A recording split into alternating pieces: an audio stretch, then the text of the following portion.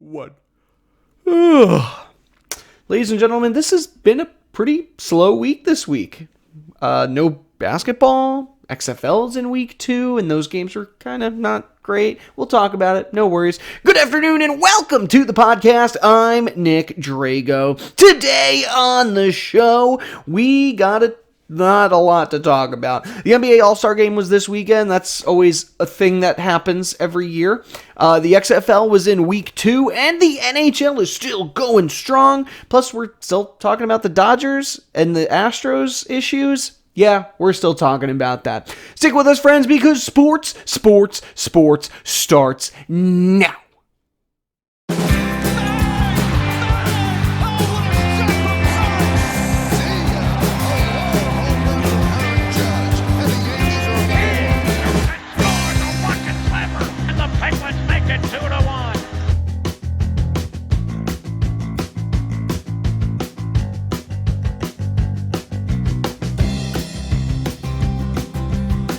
Welcome to the Sports Podcast with me, your host, Nick Drago. For those of you that are new to the program, so happy to have you here. It's always a pleasure to see our fans. Well, I guess I can't really see you, but you can see me or hear me if you're watching on YouTube, Twitter, maybe you're on Soundcloud, or maybe you're just on Facebook, because that's where you can find us. See how I did that? All right, anyway, welcome to the show. You know, we like to talk about the previous week's sports news and entertainment and get into what could possibly happen over the next week.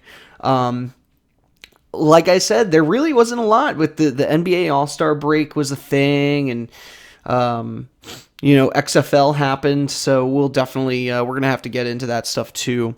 I had a great weekend. I was down in DC, and it's President's Day. Happy President's Day to the president, Mr. Donald Trump. It is a day. It's really George Washington's birthday. And even that's not true. I'm pretty sure it's midway between Washington and Lincoln's birthday, if I remember. I'll have to look that one up at the break.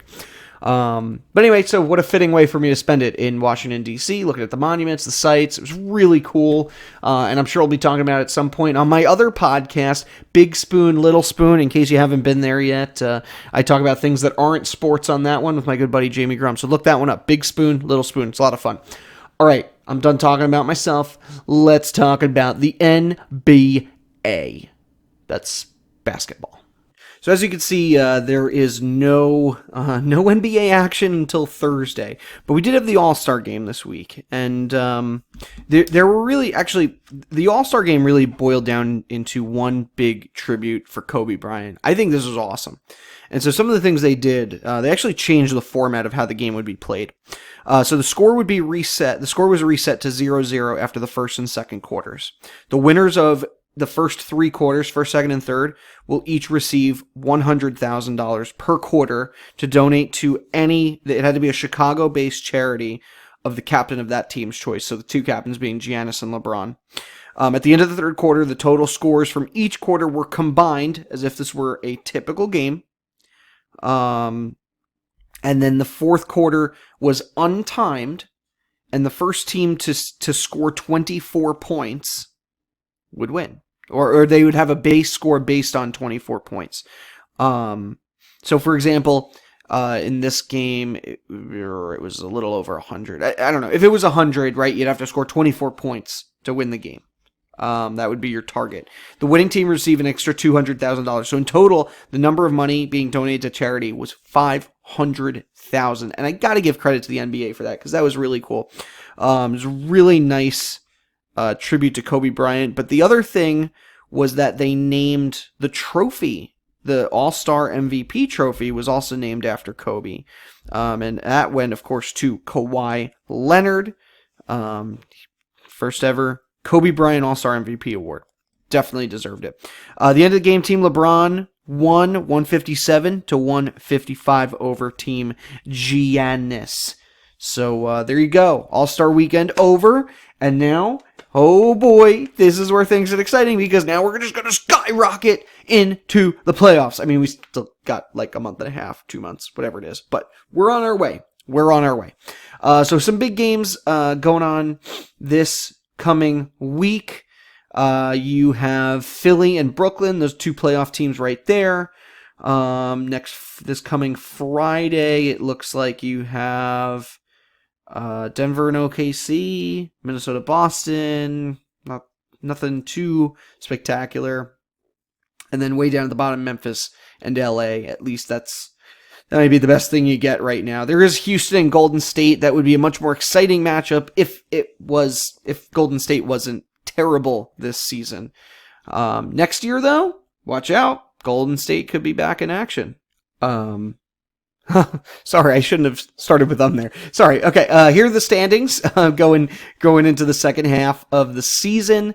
You have the Bucks on top. See, now I'm saying them. Bucks are on top, followed by the Raptors, Celtics, Heat, Sixers, Pacers, Nets, and in 8th place right now, it's the Magic. Realistically, I don't see this changing all that much as the season goes forward. Look at this. For those of you watching on our YouTube channel, you almost saw my computer get shut down. We're good. We're all fine. Those of you watching on Podcast World, thanks for listening. You don't need to see what's happening on screen. It's all good. Anywho, all right. There are some changes that I could see happening. I could see the 76ers going down a peg. The Miami Heat have been, they've sort of lost a step or two. So have the Pacers. The Nets, meanwhile, Nets are 7-3 in their last 10. They've won their last 2. Maybe they'll move up a place or two.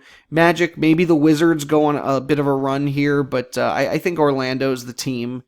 You do have like the Wizards, Hornets, the Bulls who could make a last minute run here. Even the Pistons could make a small run here. But if you're the Knicks, Hawks, or Cavaliers, I doubt anything's going to happen for you guys. I don't see the East changing all that much at this point. Bucks are still the team to beat. The Raptors being the defending MVP, reigning champions, they definitely have a good chance to make it back into the finals. Although without Kawhi, I don't know. But really, beyond those top 3, Bucks, Raptors, Celtics, I don't think any of the other teams have a legitimate shot at winning the trophy this year. Going into the West, though, West is where things are really looking interesting. So you have the Lakers, of course, on top. They've been the team to beat all season. The Clippers are finally playing together, although they did lose their last 2 games. You have the Lakers, Nuggets, Clippers, Jazz, Rockets, Oklahoma City. Oh, they're in there too now. Look at them. 7-3 in their last 10. Mavericks, Grizzlies. The surprising teams like the Trailblazers, the Spurs, they're doing okay, but it might be a little tough for them to get in. I could see the Trailblazers making a late push. They have a very solid team. I don't think the Spurs or the Pelicans are going to do it. A team like the Oklahoma City Thunder could easily just fall off the map again and go right back down. I think the Clippers are in a good position right now to move up to second place. I don't see them catching up to the Lakers. It would actually be really cool to see a Clippers-Lakers showdown, Kawhi versus LeBron and Davis in a 7-game matchup for the championship, the Western Conference Championship. Lakers, in my opinion, are the team to beat across the board. They look strong. Obviously, they have two amazing players. I'm just trying to make up words here. Cantankerous? I don't even know what I was going to say. Okay. They have 2 amazing players. They look like an amazing team. So I definitely think the Lakers are the team to beat in the West. And looking over into hockey now. Whoa. Sorry, hockey's always a little bit slow here. All right, the Bruins, this is Saturday, by the way. We're going to go back the last 2 days. And now, where did we go? Now we're somewhere else. Bruins got to win over the Red Wings 4-1. Predators beat the Blues 4-3. The Lightning, they got to win over the Flyers 5-3. Oilers beat the Panthers 4-1. Sharks got to win over the Wild 2-0. Stars, they beat the Canadiens 4-3. Maple Leafs got to win over the Senators 4-2. Kings beat the Avs 3-1. Blackhawks got to win over the Flames 8-4. 8 goals for the Blackhawks. They've been playing well. Coyotes. The Coyotes, mate. Oh, God, that was so terrible. Coyotes beat the Capitals 3-1. And the Islanders lost. Woohoo! Islanders lost to the Golden Knights 1-0. Pretty interesting, low-scoring game there. The Coyotes. Oh my gosh, I'm going to be laughing about that for like 5 weeks. I am so sorry you had to hurt me. You had to hurt me say that. Let's look at Sunday. Penguins got a win over the Red Wings, 5-1. Bruins beat the Rangers 3-1. Oilers getting a win over the Hurricanes, 4-3. The Ducks, they won. They have 5. If I could scroll down a little bit, I could tell you who they played and how many goals it was. Looks like the Canucks only had 1 goal. Ducks got the win in that one. Senators beat the Stars in overtime, 4-3. Devils beat the Blue Jackets 4-3. Predators, they got a win over the Blues 2-1. Sabres beat the Maple Leafs 5-2. And the Jets beat the Blackhawks 3-2. Lot of exciting action there. I always love it to see the Penguins win. Rangers, the new non-Henrik Lundqvist era is not beginning the way they would have liked. They finally opted to go younger, and Lundqvist is probably going to end up either retiring or maybe we'll see him play somewhere else. Today's games, the Capitals are losing right now to the Golden Knights 2-0. Flames beat the Ducks 6-4. Coyotes, how did I say that the first time? Well, they got a win over the Islanders 2-1. Panthers, they beat the Sharks 5-3, and then the Lightning and Avalanche play a late one tonight. And looking at the standings now, the Bruins are on top in the Atlantic. Lightning keep inching closer. They've won 10 straight games. Bruins are still 9-1 in their last 10. They're playing phenomenally right now. They've only lost 2 regulation games at home. But the story has been the Lightnings. They were so far down the bottom of the barrel, and they've clawed their way up now to the point where they're only 3 points behind the Bruins. Meanwhile, the Bruins at one point looked totally unreachable, and now that's proving to not be true. Maple Leafs in 3rd, Panthers in 4th, and then you got the Sabres, Canadiens, Senators, and Red Wings.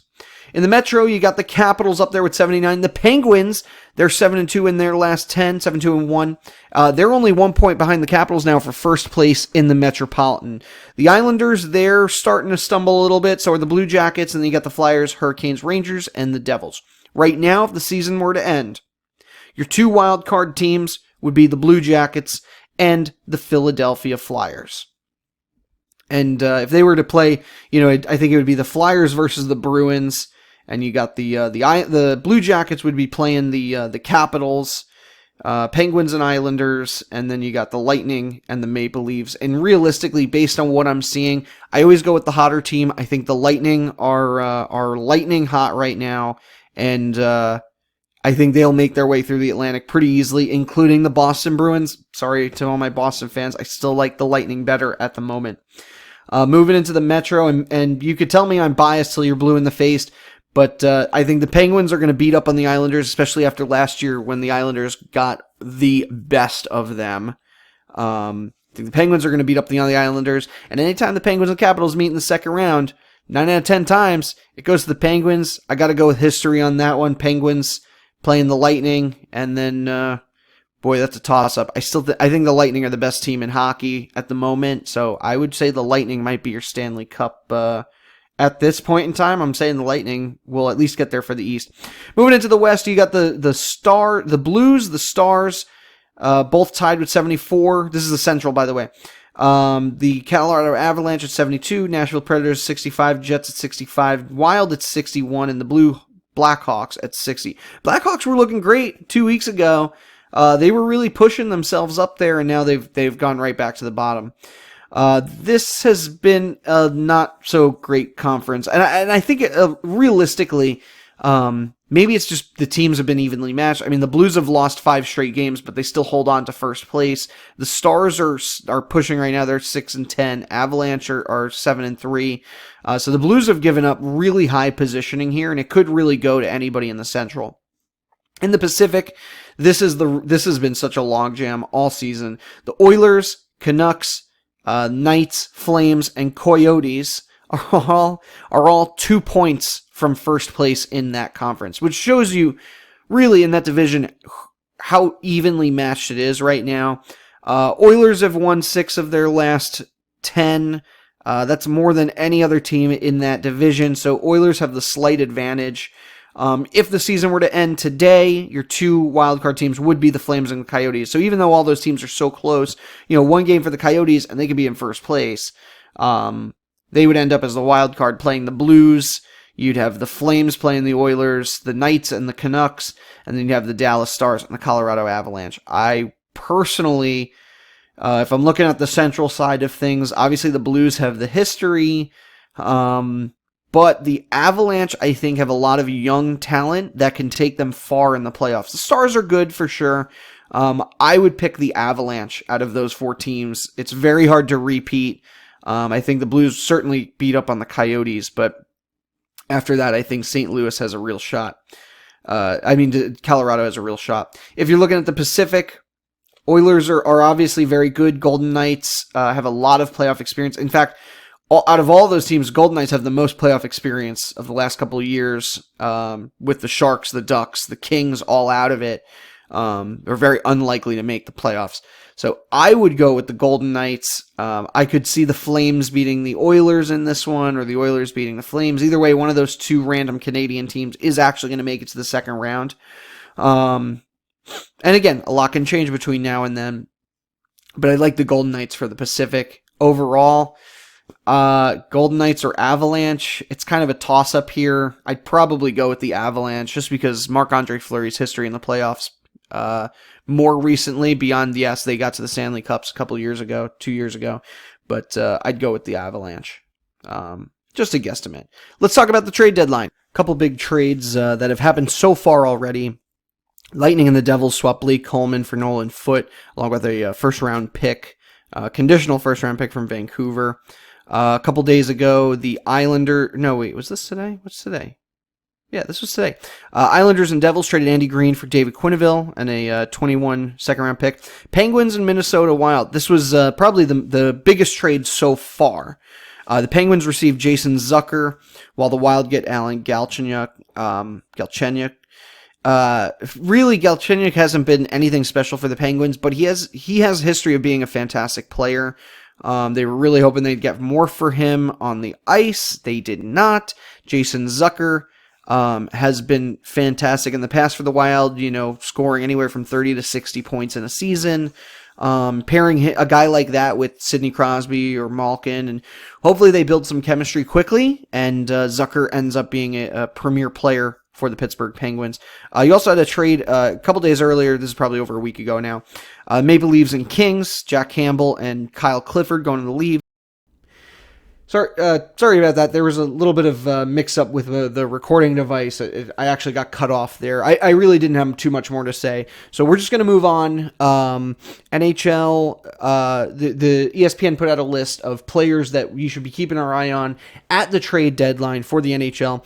Mikael Granlund is one of them. Granlund for the Nashville Predators. He's having a great season.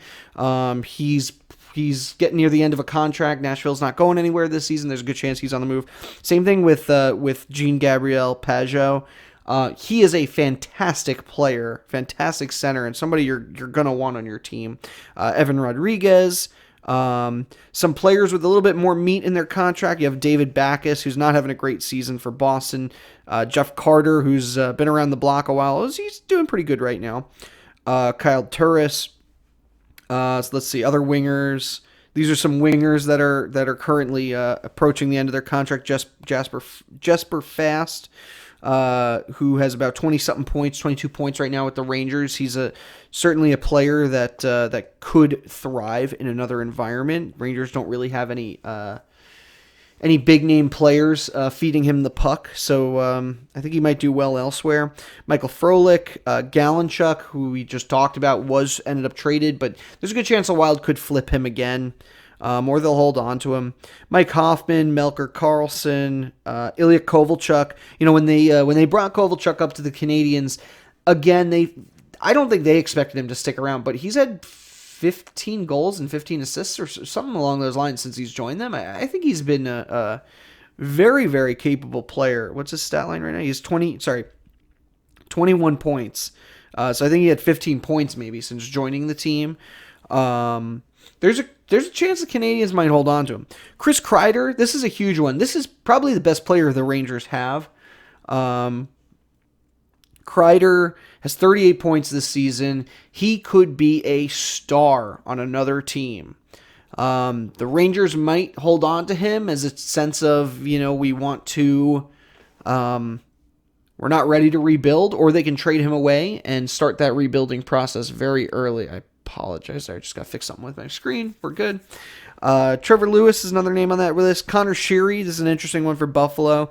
Having probably the worst season of his career, although he does have 17 points. He's 27 years old. He's just about to enter his prime.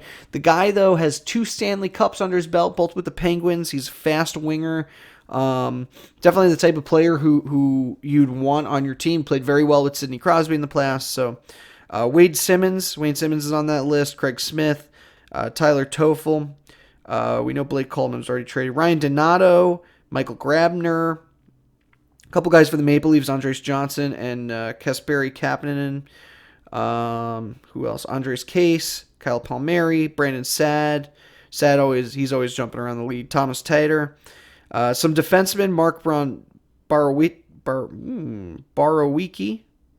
Zach Bogosian. He ended up being, they brought him down to the AHL, and then he didn't show up. And so the Sabres are pretty ticked off about that. I think they ended up giving him a hefty fine or a suspension. Tony DeAngelo, 42 points this season. Great defenseman. Really the type of guy that he's looking for a big contract. Rangers have been hesitant. And based on what they do with Kreider is probably going to determine what they end up doing with him too. So he could be on the move. Michael Del Zotto, Dylan DeMello, Brandon Dillon. Who else? Mike Green, Gustafsson, Ron Hainsey. Hainsey's got a lot of experience under his belt too. Marco Scandella, Sam Vatanen, Matt Dumba, Jake Gardner for the Hurricanes. Ghost Bear, Gostis Bear for the Flyers. He had that 152-point season. Looked like the sky was the limit for him, and he hasn't really recreated that magic. He's the type of guy who needs a change of scenery, and I think he could thrive in a different environment. Josh Manson, Alec Martinez, some goaltenders out there, Corey Crawford or Robin Lehner. Any one of them could go. Same with Jonathan Bernier or Jimmy Howard. And then some vets who probably won't go anywhere, but there's a possibility, like Max Domi, Ryan Getzlaf, Tyler Hall just recently traded to the Coyotes, so the chance they're going to flip him is very slim, but the Coyotes, you never know. PK Subban, not much left in the tank. The Devils may decide to move on with him. 30 years old, and he's just not fitting in well with New Jersey. I think a new system might be necessary. And Jumbo, Joe Thornton. We all thought this was going to be his last chance at the Stanley Cup, and the Sharks don't look like they're going to make the playoffs with him on that team. He may end up getting traded somewhere in hopes to win the Cup elsewhere, but who knows. All right, with that, let's take a commercial break. When we return, XFL action. Look, is that an X with my hands? I don't even know. All right, XFL action. We're going to talk all about it, plus baseball talk. So stick with us, friends, because sports. We're going to be right back. Silent now, as opposed to when the Saints have the ball. Oh, look at this run! What a run! Marshawn Lynch, still on his feet, has blockers now. He's dancing his way for the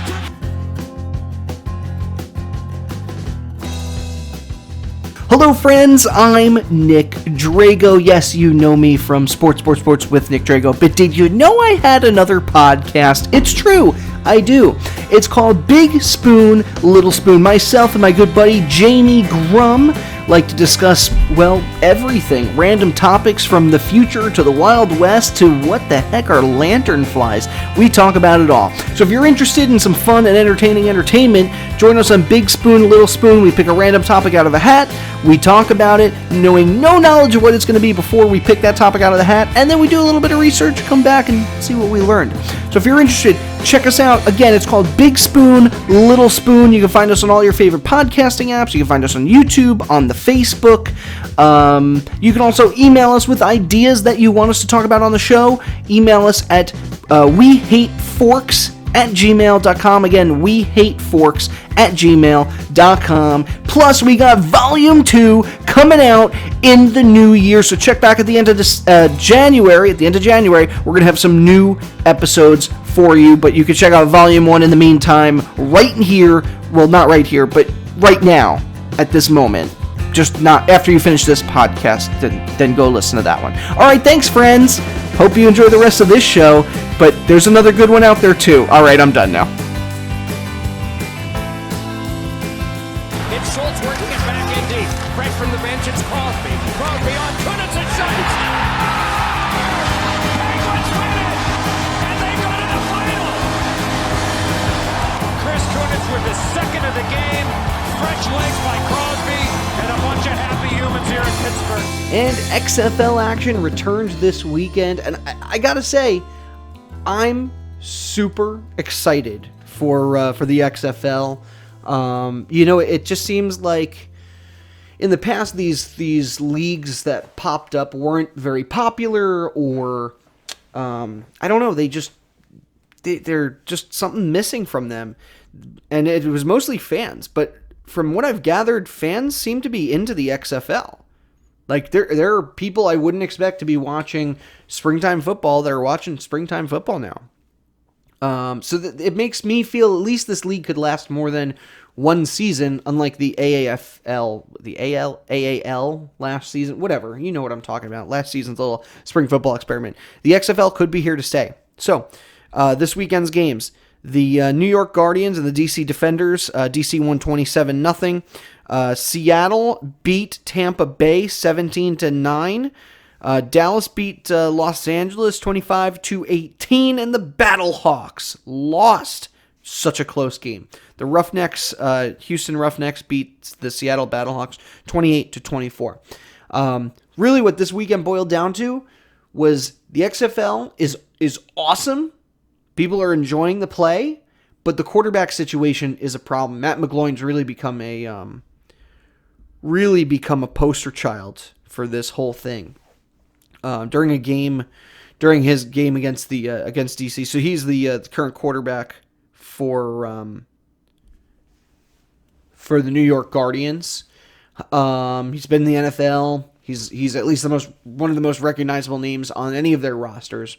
And he's not translating very well to the XFL.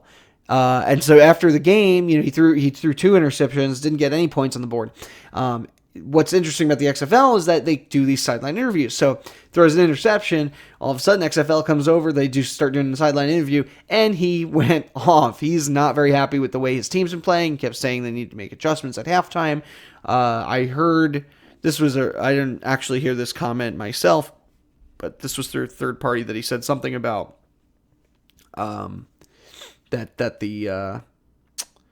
something about the offense. It's like the worst offense he's ever played for, and obviously the coaches are pretty ticked off about that. Good luck getting the rest of your players to play with you in the future, buddy, because those comments might hurt you in the going forward. So quarterback play honestly hasn't been great. Not a single one of these quarterbacks has been any type of impressive, and show that they don't play up to the level of a starting QB in the NFL. But again, we also have to understand this is an amateur league. You could call it professional, absolutely, but in the end, these are amateur players. They wouldn't make it on an NFL roster, which is why they're here. They're trying to get themselves on an NFL roster. So, all right, let's move on to baseball. Spring training's going great right now so far. I'm excited. I'm going to 2 spring training games in a couple weeks. So I'll have to report to you guys on that one. A lot of players, though, are speaking out against the punishments against the Houston Astros. I personally think the Astros should have at least had an asterisk. Take that World Series away from them. I don't know. Take Altuve's MVP away from him. You don't have to give it to Aaron Judge, but he should not own that MVP award. So I have to agree with a lot of players that MLB, after all the cheating with steroids and everything else, is now saying that this is okay. That, essentially, well, it's okay if you cheat playing, stealing signs, because you nothing will happen to you, the player, just the coach and the general manager and anybody else in upper management that's involved. Because the only ones who really have been punished were Cora. Cora was fired. Beltran was fired. AJ Hinch and He got a year-long suspension along with the GM for the Astros. So that's where the front office staff is the one that's suffering for this, not the players. Altuve, Bregman, they're all out there playing. Other teammates of theirs who have gone to other teams have admitted, yeah, this was going on. This was going on this past year, 2 years ago, 3 years ago. Since Hitch has been there, the Astros have been doing it. I'm going to be very interested to see how they do now without this system in place. Maybe they'll still win 100 games. Maybe they're still that great team because they have a lot of fantastic players. But I don't know. I do not know. What I can say is that a lot of people are ticked off, especially at Rob Manfred, the commissioner, stating that some players. I know Justin Turner was saying this the other day, but they're basically saying that he's out of touch with the players, with the league, with baseball itself. Some people are maybe hoping he ends up leaving, stepping down, fired, whatever. But out of touch. That's what they're saying about Rob Manfred. All right, we're going to end the show here today. Thank you so much for joining us, friends. Always a pleasure to have such lovely people watching on the program. Special thanks, as usual, to Johanna Drago. She is the content editor, logo designer, and set designer of this podcast. The music you hear is a song called Golden Sunrise by Josh Woodward. A link to his website can be found in the show notes. Special thanks, as usual, to Joe Calabro, Mary Kay Albert, our social media warriors out there. Thanks for liking our stuff, commenting, sharing, all that fun juju. We really appreciate it. If you like what you heard, find me on SoundCloud, Twitter, YouTube, and the Facebook. You can also email me sports3xpodcast@gmail.com. Again, sports3xpodcast@gmail.com. Was there anything else I wanted to add? I'm not so sure. Okay, anyway, like, comment, share, Twitter at me, tweet, and send me all the good, happy vibes that we need going forward. I'm always happy for some happy vibes. I don't even know.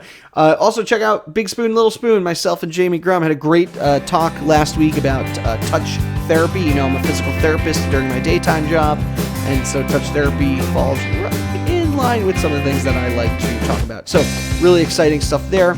All right, I'm done talking. Thank you so much for stopping by. Always a pleasure. And, of course, I can do it because now my voice is back. Caw-caw!